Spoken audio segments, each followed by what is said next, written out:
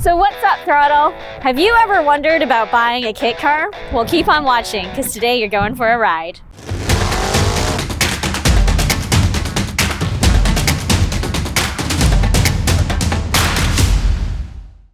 Hi, I'm Nadine, one of the co-founders of Throdle.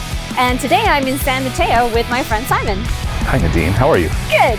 And what are you going to show us today? We're going to look at a Lotus 7 Replica, which is a world-class motorsports ultralight kit. Very cool. Now it is so cute and I want to find out more about it, but I say we just jump right in. Okay, it sounds like a great idea. So yeah, step there, grab there, and then I can help you on the way through. Okay, you're the first person I've ever met who's actually bought a kit car. What were you thinking when you went through this decision? So it was pretty impulsive, to be very honest. I had a friend, he has a Caterham that he built.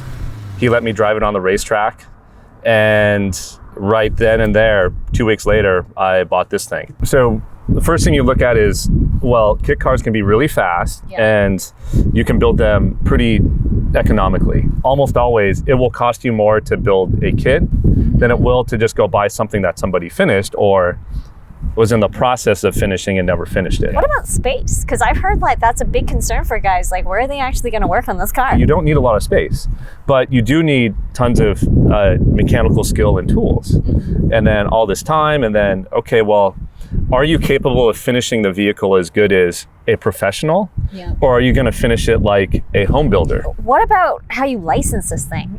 Is there different rules or something for it? I mean, in California? One of the best parts about a kit car is the fact that you can register it in a unique way in California under what they call a special build license. You can basically do almost whatever you want. So this was built in 2000. For year 2000, you would have to have all the smog equipment. This has none of that. Do you take this on a track? I like to drive it on the racetrack. I like to take it down to get groceries. Actually, I'm kidding. There's nowhere to put groceries. Yeah. So I honestly really bought it to drive on the racetrack. There's just this feeling when you drive this car specifically where it's like a big go-kart. This truly is a go-kart because there's this much suspension travel. It's all solid Heim joints. There's no rubber bushings. It's manual steering. It's manual brakes. So you actually get a workout anytime you want to stop it. Wow. It is a crazy thing to drive, yet it's so rewarding when you drive it. Do you have any cool track stories you want to tell us about? Oh yeah. So the first day I took it out on track was at Sonoma Raceway. I actually had my father in the passenger seat, and my father, he's gesturing to me, and I noticed there's a big puff of smoke coming out the right side. And I immediately pulled over, let my friend the Ferrari go by, we pulled it in, and I basically blew the valves on the... Oh my God, you blew up your car. So are you gonna take me up for a ride to the top? Yeah. All right, let's do it. Yeah.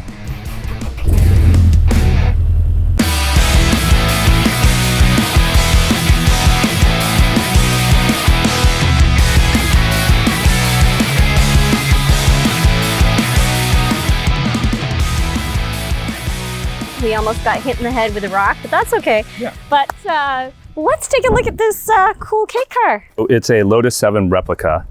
So in the 60s, Lotus made this car called the 7. It was basically like this, open wheel, and they were really lightweight. They put a motor in the front and they were really fast. They raced them. It's certainly a unique car, and therefore you don't always find them available. Yeah. And probably the most common thing people see is a Caterham, which everyone knows because you see it on Top Gear and all these other TV shows. World-class Motorsports, it's a company out of Texas, and they manufacture their own kit. So this is almost like that. It's certainly not as nice, but it's essentially that type of car. And so trying to find something like that. I think a good place to start is maybe here in the back. It has about a 10-gallon, basically it's a race gas tank.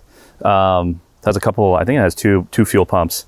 One way this is different than a traditional Lotus 7 is it has a full independent rear suspension. It's actually off of a Subaru Forester. It's got, I want to say it's a 411 gear set with a limited slip differential, so it's really great for the track. So I'm loving these seats. I'm pretty sure this is a carbon fiber seat. That's an aluminum traditional race seat. All right. And they're not adjustable. Oh, they So are. when you get in, yeah, one of the funny things about this car is when I got it, the pedal box moves. So if you're taller or shorter, there's a little screw device that actually pushes the pedal box further away from you or towards you. That system was actually a little unsafe. Okay. So I had it changed, and now it's all fully bolted down, and unless you're my size, you probably can't drive it. The passenger sits right next to it. Yeah, so I don't. As far as the dashboard goes, like most kit cars, there's no ignition. There's no key to put in. What you get is this little on-off thing. So you'll notice that kind of turns it on. There's an ignition switch. But the way you start it is actually there's just a push button. You could, in theory, you could borrow it without having any keys. The steering wheel does come off. Yeah, one of the things that I added was this air to fuel. It had to go with the Honda data setup, so it's a full closed system as far as fuel injection. The other thing that I put on is this nice little shift light. I remember you saying the hood of the car. If anything ever happened to the hood, you wouldn't be able to replace that. This thing, because it's a kit car, we actually pop it up. Because it's a kit car, you'll notice it's all fiberglass, but since they'd only made a few hundred of them, it would be nearly impossible to find a new one of these.